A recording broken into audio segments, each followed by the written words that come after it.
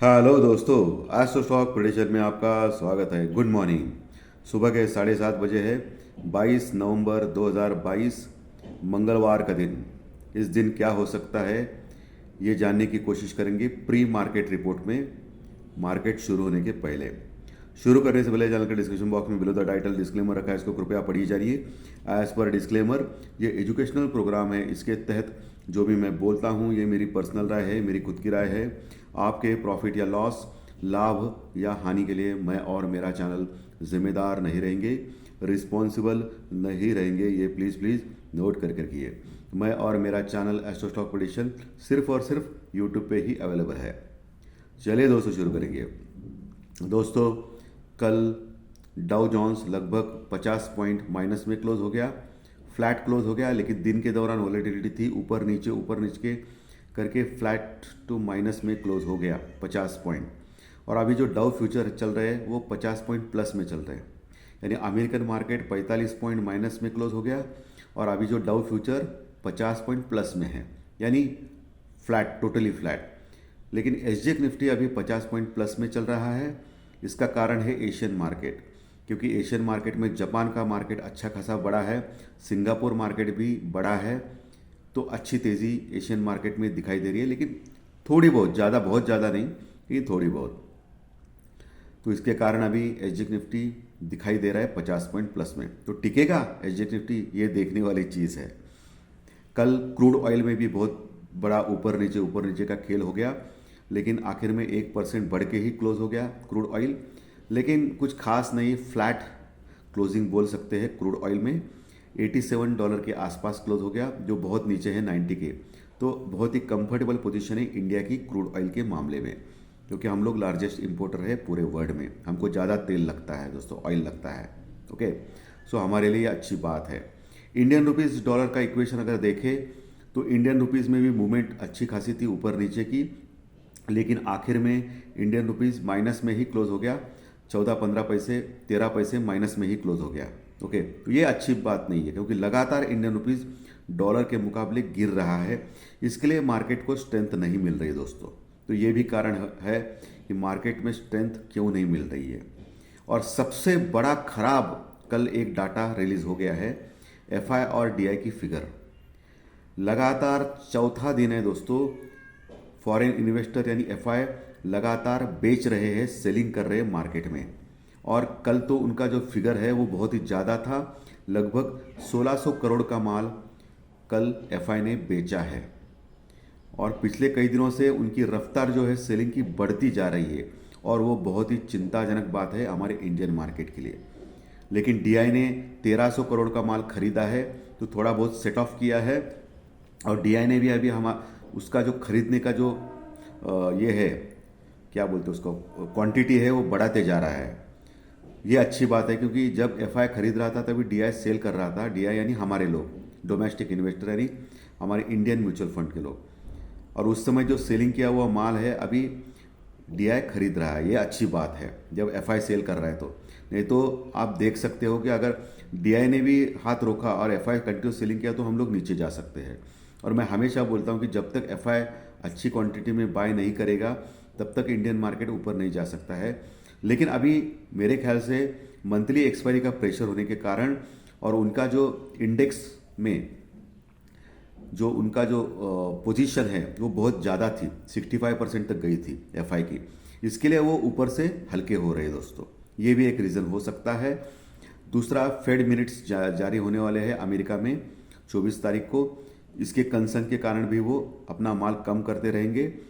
और सबसे इम्पॉर्टेंट चीज़, अभी जो चल रहा है मार्केट में ऊपर के लेवल पे, हम लोग 18,000 के ऊपर कंटिन्यूस टिक रहे हैं, और 42,000 के ऊपर बैंक निफ्टी कंटिन्यूस टिक रहा है।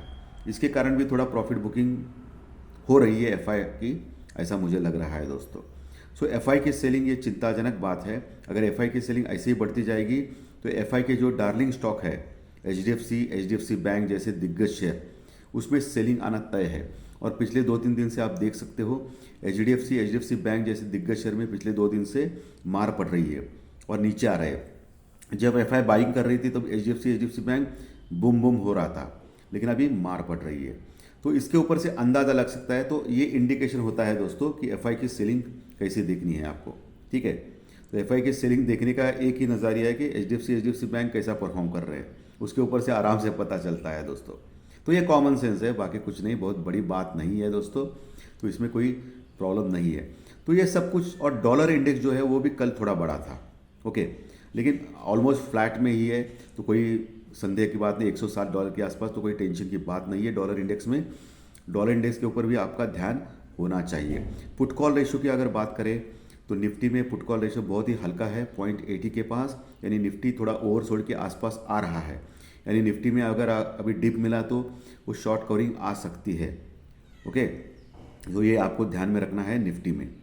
लेकिन बैंक निफ्टी में जो पुट कॉल रेशियो है वो 1 के पास है, 0.99 यानी 1 के पास है, वो भी कम है। 1 के ऊपर गया तो ही थोड़ा सा ये रहता है। तो ये बैलेंस है, 1 के नीचे है तो इसका मतलब ओवरसोल्ड के रीजन में ही ये दोनों, उसमें निफ्टी ज़्यादा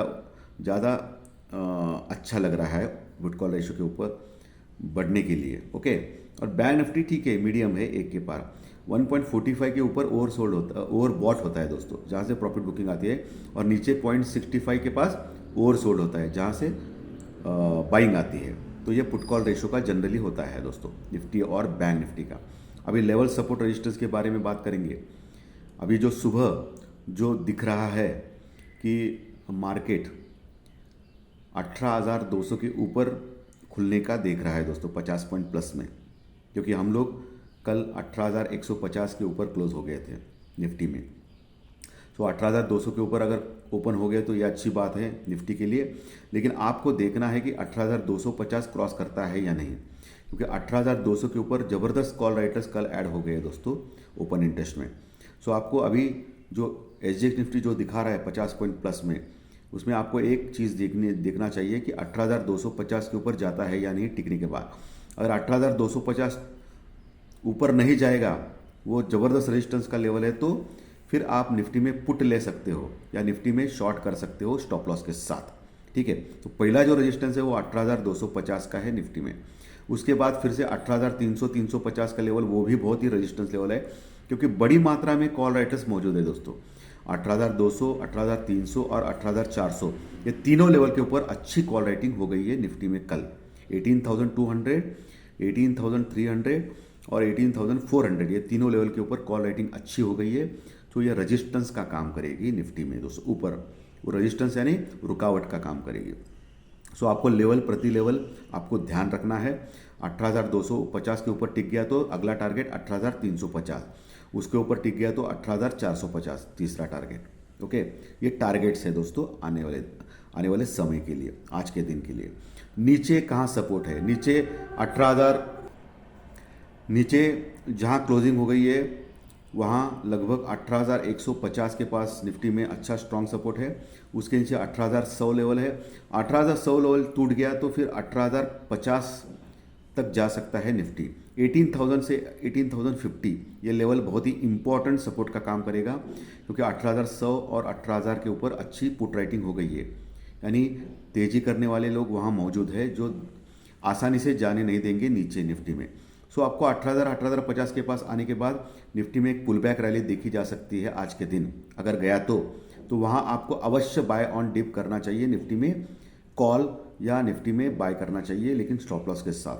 वही बैंक निफ्टी जो 42,300 के ऊपर यानी 42,300 के ऊपर क्लोज हो गया कल के दिन, आपको देखना है कि 42,500 का लेवल तोड़ता है या नहीं, क्योंकि 42,500 यानी 42,500 के ऊपर अच्छी मात्रा में कॉल राइटिंग हो गई है कल के दिन।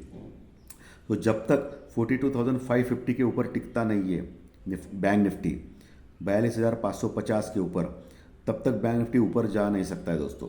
सो आपको 42,550 के आसपास देखना है। अगर टिक नहीं पा रहा है तो वहाँ आप शॉर्ट कर सकते हैं या बैंक निफ्टी में पुट ले सकते हैं स्टॉप लॉस के साथ, ओके।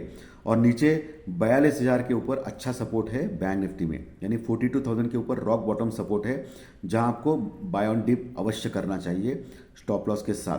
42,000 के नीचे अगर गया बैंक निफ्टी तो ही बैंक निफ्टी वीक है, ये क्लियरली मैं बता रहा हूँ। तब तक बैंक निफ्टी स्ट्रांग ही है, ओके। और आपको इंडियन रुपीज डॉलर की इक्वेशन के ऊपर भी ध्यान रखना है बैंक निफ्टी के मूवमेंट्स के लिए। So thank you very much दोस्तों। आज का विश्लेषण अच्छा लगा तो लाइक का बटन दबा के प्रोत्साहित कीजिए। नए सब्सक्राइबर सब्सक्राइब का बटन दबाएं ताकि आपको हर दिन 3 वीडियोस मिलेंगे। प्री मार्केट रिपोर्ट सुबह 7:30 बजे, मार्केट शुरू होने के पहले, दोपहर में टेक्निकल डाटा और रात में ज्योतिष शास्त्रीय प्रिडिक्शन कार्यक्रम। So thank you very much दोस्तों। ये कंटेंट आपके दोस्तों में अवश्य शेयर कीजिए ताकि हमारा जो सब्सक्राइबर अकाउंट है जो 55,000 प्लस हो गया है वो बढ़ पाए। Thank you very much.